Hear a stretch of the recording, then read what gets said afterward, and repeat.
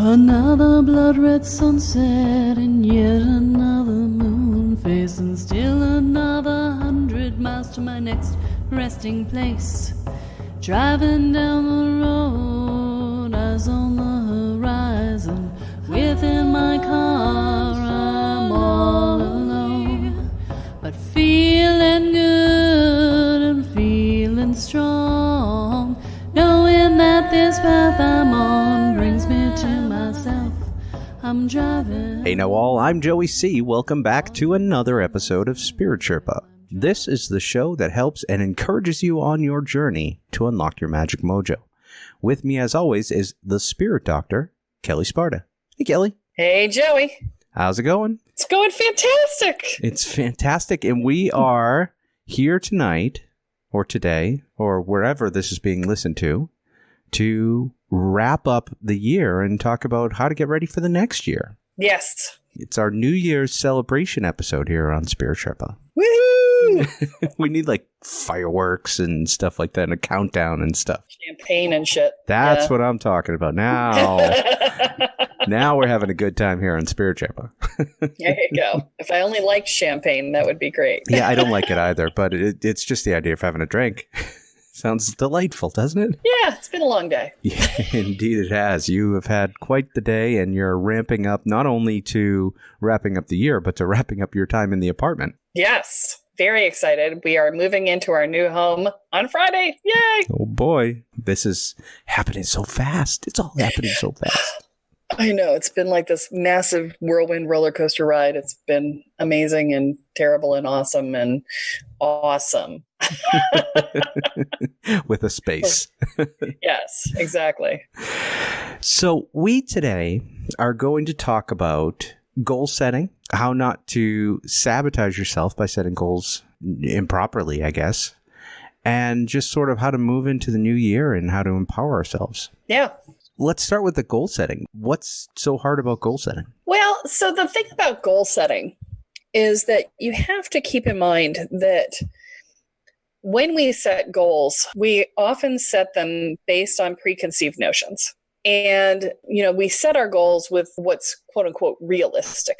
Mm-hmm. And we set our goals using the language that we normally use, which is a challenge for manifesting because there's a balance between setting a quote unquote realistic goal and setting a goal that is open enough for the magic to happen. Okay. And then there is the language issue with goal setting, because you say, I will do this, I will do that, I'll have this by this date, that sort of stuff. This is all the ways that people train you to set goals, right? Yeah. And the problem with that from a manifestation perspective is that spirit doesn't know time. So to say, I will have this by this date means, okay, unless it's this date, spirit doesn't care. Right? Because I will have means, oh, you don't have it now? Okay, never mind, we're ignoring it. It's important to phrase your goals as though they already have happened and to do your manifestation as a statement of what has already come to pass. So to avoid the bullshit meter, because, we all have these heavy duty bullshit meters that go, yeah, right, this has already happened, right? To avoid the bullshit meter, I like to project myself forward a year in time and to say, okay, it's a year from now and I'm looking back over the last year of my life and saying, oh, look, this happened and that happened and that happened. And that sort of bypasses the bullshit meter, okay. Right? What you want to do is you want to make sure you phrase it in such a way that it's already happened. And the reason for that is that as you're manifesting, you're becoming the person who has or has done these things or has become these things. For instance, give me a goal that you have for this coming year. Boy. How about 3 new clients for your production There you go. company? 3 new clients by the end of 2020. Okay, so 3 new clients by the end of 2020. So basically what you say is, here's how I feel. How will you feel when you have 3 additional clients? Right now, I feel like I'd feel stressed, but I don't think that's what I want to feel. So this is an important part of this process, and thank you for playing. Okay. Because it's true, you're going to feel stressed, right? Yeah. And so one of the things that happens when we project ourselves forward in time, when we set a goal that we know is going to stress us out, is that we'll sabotage to avoid the stress. So what you have to do is you have to say, oh my God, I have 3 new clients and a full-time job. What the hell am I going to do? Right. And that's when you have to go into creative problem solving. Okay. Because you want to solve the problem before it happens, because otherwise you'll sabotage it. So let's say you get 2 new clients tomorrow. Yep. What do you have to do to change your life to accommodate those clients? I have to make some room. I have to clear some space. Okay. And how would you do that? I would have to carve out time to do the things that I want to do, as opposed to the things that I'm feeling responsible for now. I'd have to delegate the other aspects of my life. So what I'd like you to do, and this is good for everybody out there, is I'd like you to sit down and write out exactly what you would do to carve out that space and to delegate those items in order to accommodate those 3 new clients in 2020. Okay. And the reason that you do this, there's 2 reasons. One is that it avoids you self-sabotaging, but the second reason is that it makes it real, because we don't do things to accommodate things in our lives that aren't real. You're manifesting with it, right? Because the writing it down, the figuring it out, the making a plan for how you're going to make it work, all of that makes it real, because we're putting effort into accommodating something. Well, if I'm putting effort into accommodating something, that something must exist. So it's more than just business planning. It's actually real. Okay, I'm in this situation right now. How do I do it? Right. It also helps you, if you're running a business, it also helps you to figure out, well, how much money do I need to charge? Because it's one thing to say, I'm charging somebody X amount for my services. But then when you start thinking about it and you go, oh, wait a minute, I need to account for a babysitter or a virtual assistant or, whatever else it is that you need, a housekeeper, so that I don't have to spend time cleaning my house and I can instead do this work, right? Right. That sort of stuff. You need to account for that. And when you start looking at that, then you'll realize that you didn't budget enough for your charging, because inevitably people don't charge enough the first time they look at the numbers. Right. So take whatever you thought you were going to charge and add 50%. You've probably got it about right. Maybe even 100. All right. But you were talking about the sabotaging part, and that's the part that people get really stuck on. How do you avoid that? Let's start at the beginning, actually. What is sabotaging? What would that look like to people? So sabotaging in this instance would be refusing to put your services out for people to buy, never approaching anyone about doing podcasting for them. It would be, the wing and a prayer and hope sort of method of prospecting for business. Yep. That would be a sabotage. A massive sabotage would be to take a client who was coming in and ignore them and not return the call. But it's the things we don't do more than the things that we do that sabotage us. Okay. And so, they seem innocuous, but when you add them up, they add up to oh, look, I didn't really want to do this. Right. And, part of it is sometimes it's a deserving issue. I don't feel like I deserve this. Or sometimes it's an identity issue. Whereas, it's like, well, I know who I am as an employee, but I'm not sure who I am as a business owner. And could I really be a business owner? And what does that mean? And do I want that kind of responsibility? And do I want to, walk down this path or not? And what do I want to do? That's an identity issue. And, so sometimes it's those things. Sometimes it's a loyalty to your family who's never made more than X amount of dollars, or, to not being uppity. Kathy tells this great story. I don't know if she's done it on the podcast or not, but she tells this great story about a client who wanted to make $1 million, but his mother thought that rich people were evil. So he didn't want to become a rich person and be evil. And somehow in his head, $1 million was, the point at which you become rich. Right. She suggested, well, why don't you just buy your mother a house if you hit $1 million? And then she'd love you for hitting $1 million. And he said, that's a fantastic idea. And that's exactly what he did. And then his mother went around saying, look at my son, look how successful he is. He bought me a house, and it worked. He immediately got past that glass ceiling. This is the thing. Sometimes we limit ourselves because of that. These are ways in which we sabotage.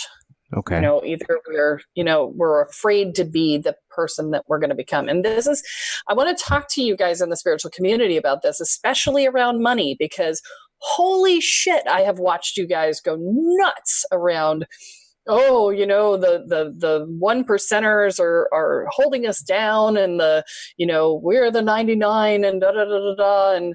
And it's all this massive victim energy. And it's particularly virulent in the spiritual community, where, especially if you're doing spiritual services, there's also this sort of energetic to the field that is poverty-based because of the Catholic churches and other institutions saying you have to live in poverty if you're going to be a spiritual leader, a teacher or whatever. Yeah. And so there's a huge amount of stuff around money in our culture, in the American culture in particular, but there's also a huge amount of stuff in the spiritual field about money as well, and poverty. And so one of the things that we want to really work on is being able to manifest that in a way that is supportive. So for instance, if you have a hard time thinking, or wanting even to manifest money, well, I got to tell you, it is really awesome to be able to pay your rent on a regular basis, or your mortgage. In my case, I just bought a house. It's really awesome to own a house, let me tell you. And there's nothing spiritual about being poor. In fact, if you look at Maslow's hierarchy of needs, when you are struggling for your physical survival, you cannot hit enlightenment. Right. They're opposite ends of that triangle. And so you really have to address your physical needs, which means making enough money, making more than enough money. Right. But if you hold thoughts about rich people that are negative, then you will never be rich. So you have to address those stories. And so one of the things that I want to address here is, because most often when people set goals, they're either financial or health related. Yep. I'm going to lose 20 pounds, or I'm going to make $100,000 or $1 million or $10 million or whatever, right? Yep. There's like this magic number that the person is going for. So the lose 20 pounds is a problem, because if you lose it, you have to have it, right? And we talked about present day conversations, right? Mm-hmm. It's like, oh, I lost 20 pounds. Great. That's present. I'm going to lose 20 pounds. I'm keeping it, right? Because it's already mine. You have to talk as though it's already done, because your subconscious mind and spirit does not understand time. Okay. And then I'm going to make $1 million. Well, if you don't have a concept of $1 million, if you made $50,000 last year and you say, I want to make $1 million, but you don't know what having a lifestyle of $1 million is, and you don't know what the pitfalls and stuff are of having $1 million, then you're going to have a hard time, because you can't conceive of the difference. Now, I'm not saying you can't go from 50,000 to $1 million in a year. You absolutely can. But you need to spend a lot of time researching what $1 million earners' problems and freedoms are. Yep. Because when you have a windfall, do the math. $1 million a year is like $84,000 a month or something, right? Yep. Imagine making $84,000 in a month. Can you wrap your head around that? I cannot. Well, and this is what I'm saying, is you have to be able to wrap your head around it. Okay, you've got $84,000 coming in a month. Okay, what are you going to do with that money? How are you going to invest it? Because I got to tell you, when you get a windfall of cash, not knowing what to do with it is a huge deal. Right. Especially when each bank account is only insured up to $250,000. Right. And so in 3 months, you're hosed. Right? You got to pick a new bank account, right? Or you got to put it somewhere, right? So, the biggest challenge of people making that kind of money is, one, how do I avoid paying taxes on it? And two is, what do I do with it? How do I invest it so that it's not losing value as inflation goes up? right? Right. And because you can't just leave it sit in a bank account because you're going to be losing value every day. So this is the sort of thing that you have to do if you want to make a big shift goal, whether it's money, whether it's health, whether it's circumstance. You know, I want to get married this year, but I'm not dating anybody. Right. Okay. That's a big goal. Yeah. So the question there is, what has kept you from finding someone in the past? How do you become the person that you would want to be with? That's always the question that blows people's minds, right? We always think about who we want, but we don't question whether we're the person they would want. And so if you want to be with this person, would this person want you? And if not, what do you need to do to change yourself in order to become the person that they would want to be with? Or do you want to change your choice of who you want to be with? One way or the other. But as long as you're holding a goal that's not in alignment with who you are, you're not going to make that. So either you need to grow or you need to reduce your goal. This is some mind-bending stuff here, Kelly. Yeah, sorry. No, you're not. You're not sorry at all. No, I'm not. I'm really not. I'm sorry you're having a hard time. I'm not sorry for what I'm saying. Right. Well, it's just there's a lot of shifting your mind. And when I say mind bending, it's the whole concept of you need to get out of yourself in some cases, because like you said, in the case of finding somebody you want to be with, you need to step out of yourself and ask the questions about, well, what kind of person do they want to be with? And you also need to shift your concept of time because you're putting yourself into that space. So what are the problems I have? What are the things that I think about on a daily basis? What is my life like in this future moment? And there's a lot of sort of different than what people have historically done with setting goals. So when it comes up to the New Year's time frame, which is, this is what I want to do next year. And what you're telling us is that's not going to work unless you're actually investing in it. Right. And that's the next piece, because you can invest in envisioning it all day long, but unless you actually take steps towards it, it's still not going to happen. Right. And that may mean just saying yes when the opportunity comes up. I see this all the time. We talked about this in the manifestation episode where, right, exactly. You want to have more money and somebody hands you $20 and you're like, oh no, I couldn't. It's like, say yes. Exactly. You have to be willing to seize opportunities. Like, oh my God, I've just been flooded out of my apartment. Oh my God, they're packing everything. Wow, wouldn't that be convenient? Why don't I go buy a house? I'm not qualified for a mortgage yet. I didn't get my finances in order the way I wanted to. But hey, let's see if we can make it happen anyway, because this is good timing and I'm just going to take advantage. I had been putting out that I wanted to buy a house this year for 2 years. And go figure. Yeah. The universe provided the way to do it. And here we are. But I had to say yes in the midst of the stress of being ousted out of my home and having to live in a hotel and having to, start from scratch and go find houses. And I wrote 3 offers before we got this one accepted. Right. So, it was not an easy process, but it was clearly the manifestation I had been waiting for. And so I was on board.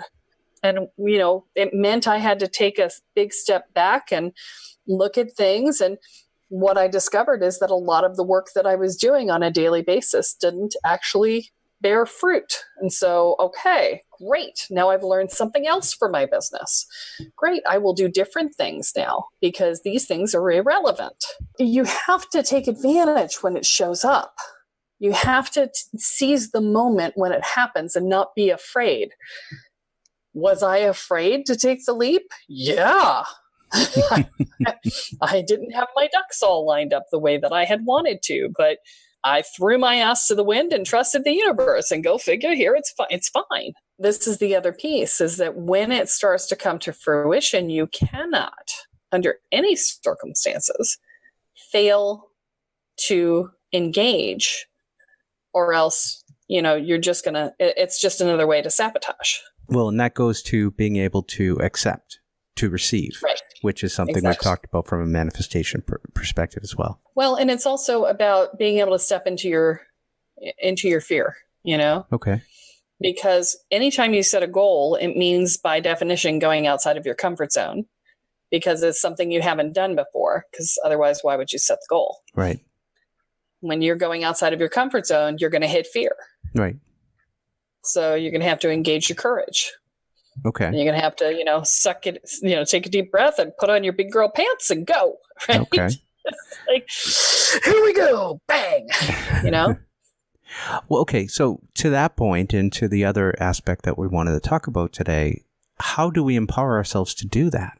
Is it just believing, or is there something more? Well, there is believing in yourself. And I would say that the thing that I see the most in the clients that I work with is that there are two types of people that I work with. One is the warrior, and the other is the damsel in distress. And the damsel in distress, actually, more often than not, is the guys, just for the record. Yeah. It's which aspect of your personality, which aspect of your beingness that you stepped into when the trouble went down in your family as a child. Right. If you stepped into the masculine, you step into the warrior mode. If you stepped into the feminine, you step into the damsel in distress mode. And the warrior mode is, I will power through. I will do it no matter what. Come hell or high water, I will be the one that survives. Bring it on, right? Okay. And for those people, the biggest challenge is not the doing part, but the asking for help part. Because oftentimes when we try to set goals for ourselves, when we try to step into a new way of being, oftentimes we need help.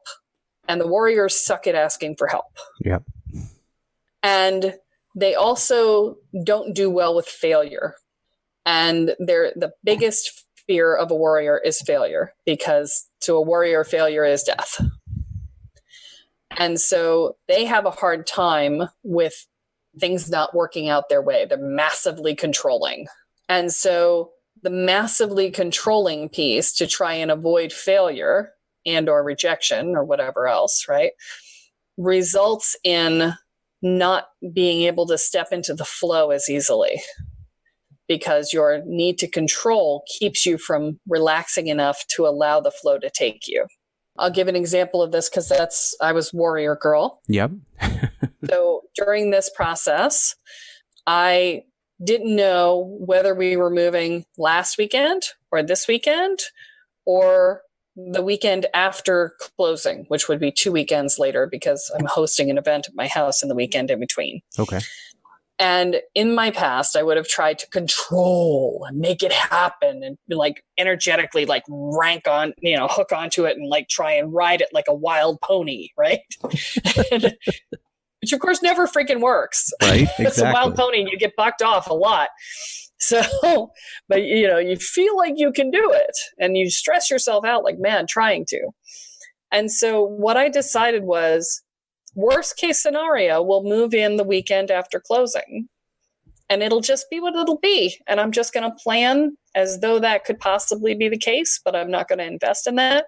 And I'm going to take every step possible to make it happen prior to that, because I wanted to be moved in last weekend so that we could be in the house for Christmas. And that didn't quite happen. But the fact is that I just let it go. Right. I took all the steps that I could to get it done by the date that I had hoped for. But I didn't get attached to it because this whole process has been such a flow state process. The whole thing has been so guided. I literally got a fortune cookie last week that said, you will cross the great waters soon, which evidently in I Ching land means that you'll step into a new way of being, a better way of being. Okay. And I'm like, awesome. But I literally have been the whole time going, we may do it and we may not. And we may do it and we may not. It's been going on for like 3 weeks.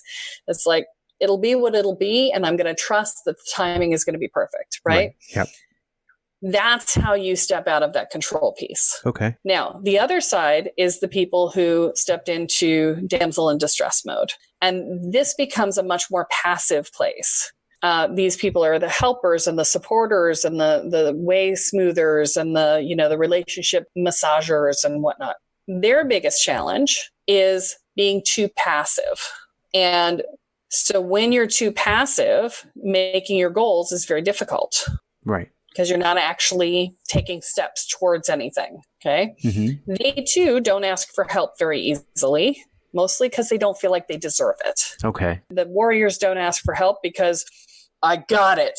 Right. I don't need anybody. It's like, I can't depend on anybody because they always let me down. So screw it. I'm doing it myself. The damsels in distress are like, oh, I don't want to be a bother. But either way, it's the same shit, different day. Either way, you're not getting the help you need. Yep. And instead of trying to overly control everything, they wait for somebody to invite them to the party. Yeah. And they run into empowerment issues, obviously, because of their preconceptions. Exactly. And so, they're waiting for somebody to discover them. Right.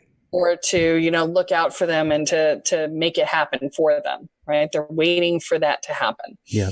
And they spend their lives waiting. And then they're disappointed that nothing happens because they didn't take any steps. They didn't ask for anything. And so then, that's how you sabotage, is by doing nothing. Yeah. Now, the warrior can sabotage by being overly controlling and demanding. And I could tell you, living in the South now, being demanding is not going to get you where you want to go from, where I live. If I had gotten on the phone and been like, why don't you guys have your shit together? Which is, some places where my brain has gone at times. It wouldn't get me there, right? But instead I'm like, okay, so we really want a house for Christmas, and could you help us? Right. Right?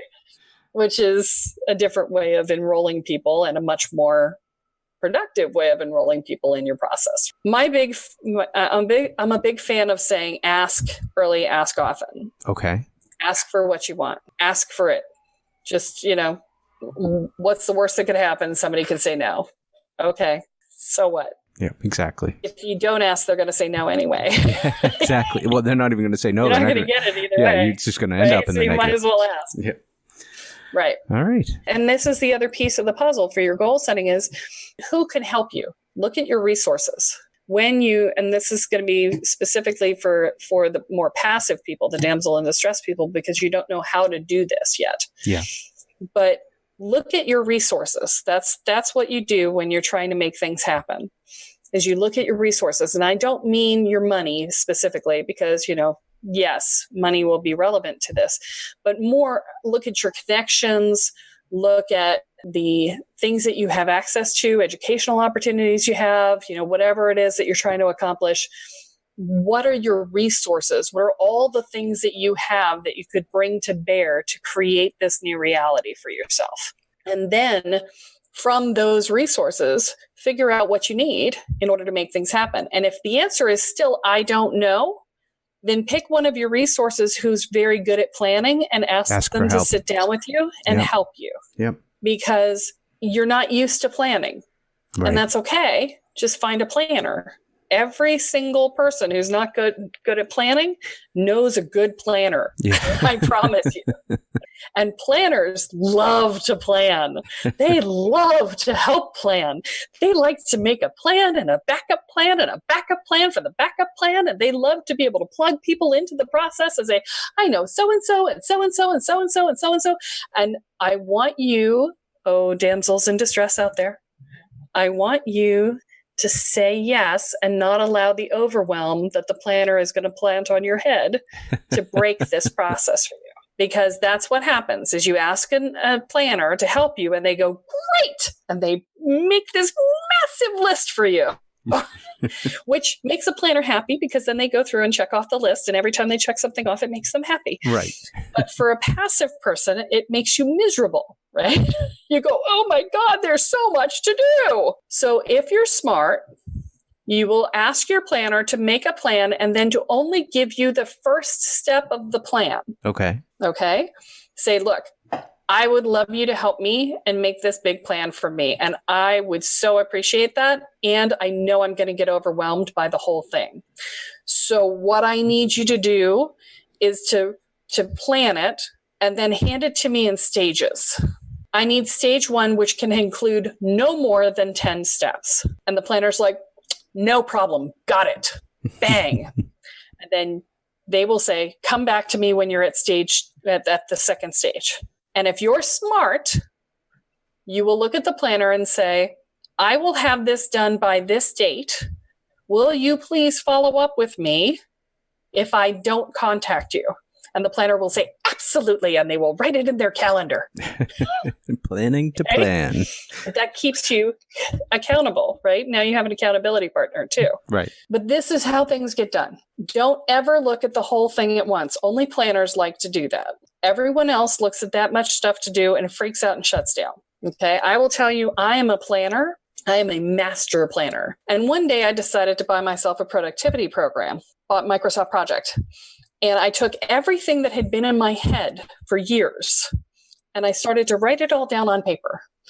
And I got to 200 items on my to-do list, some of which were do entire accounting for year of and do taxes for year of. And that was one item on the list. Okay? As I said, 200 items. I looked at the list, freaked out, shut down, closed the program, and never opened it again. Okay. Gave it away several years later because I was like, I'm never opening this program again. It's going to make me nuts. And yet somehow I still got things done. You know? Exactly. I'm a planner. And even I, when I sat and looked at it all at once, flipped myself out. Right. So don't look at the whole thing at once. Just do it in bite-sized pieces. What's next for me to do? What's next for me to do? What's next for me to do? Because when you look at the whole thing at once, you're just going to freak yourself out and you're going to shut down and you're going to turn off the program and never look back at it again. But I have one more thing. My warriors out there, you like to skip steps. I know you do. I know because I skip steps. I like to skip steps. But I have to tell you that when you slow down enough to do all of the steps, that's when you are successful. So do not try to get there yesterday. Allow yourself to take the time it takes to build something sustainable. And then you will find that you will be more successful. This is another one of those notebook episodes, Kelly. See, it's a new year. Yes. I had to give you a plan. Exactly. Then you guys have just a couple days after this airs to start putting your plan together because the new year is coming up and we thank you for joining us for this last one. Oh, the click. The click. All right. Is there anything you could possibly say to sort of summarize this up? There was a lot in what we said there. I don't know that there's any one-liner Kellyism here that we can throw at people. What I will say is this. Envision who you want to become and then step into the beingness of that person. Okay. I like that. I like that a lot. And it really does sum up everything that you just said over this episode. Very cool. I'm magical that way. Yeah, you really are. All right, folks. I'm not going to go through it all, but you know where to get us. You can go to the Spirit Sherpa Podcast After Party Facebook group. There's lots of stuff going on in there. We'd love for you to join. And if you're listening to this podcast and you're hearing our voices right now, we'd love for you to subscribe and rate the podcast in any podcast listening app that you're using. And if you would like to be informed of retreats that are coming up or get specials via email, because the specials usually only come out via email. So like right now, between now and the end of the year, I'm doing a special on my energy scans. It's $50 off. And unless you were on my mailing list or you're listening to this right now, you didn't know about that because I don't put it out on my social media channels. Yeah, and we haven't talked about the mailing list in a while. That's a good idea. Subscribe to the mailing list. Yeah. And that's available on the bottom of any page of my website. And that will get you access to the special deals and notice of upcoming retreats and anything new that's happening. And I don't mail very often. In fact, I hardly ever mail. I won't mail you for like 2 months and then I'll send you like 3 or 4 things in a row and then I won't mail you for 2 months because I only mail when I feel like it. And so, it's not like I'm going to fill your inbox with a million things for forever. It's not my style, but I do put things out when it's relevant. So join the mailing list. Excellent. All right. KelleSparta.com. That's where you can go and get on the mailing list. You can sign up for an energy scan, discovery call, all that stuff there. Good stuff on KelleSparta.com. All right. That's all we have. I guess thanks to everyone and have a happy new year because it's just about that time. Yeah. Thanks for listening, guys. We we're ranking at 208 on Apple Podcasts, and that's because of you. Awesome. Thank you so much, and keep sharing and keep listening, and we will keep recording, and we love you. Have a great New Year. Absolutely. That's all that we have time for this week, folks. But be sure to join us next time as Kelle adds another chapter into your guide to energy, magic, and the spirit world. I'm Joey C. here with Kelle Sparta, and you have been listening to Spirit Sherpa. So long, everyone. Bye. Happy New Year. Each mile I travel over 13,000 now. I'll leave behind a little fear. Spirit Sherpa is the sole property of Kelle Sparta Enterprises and is distributed under Creative Commons BY-NC-ND 4.0 license. For more information about this licensing, please go to creativecommons.org. Any requests for deviations to this licensing should be sent to KELLE@KELLESPARTA.com. That's Kelly@KelleSparta.com. To sign up or to get more information on the programs, offerings, and services referenced in this episode, please go to KelleSparta.com. This episode of Spirit Sherpa has been produced by Honu Voice Productions.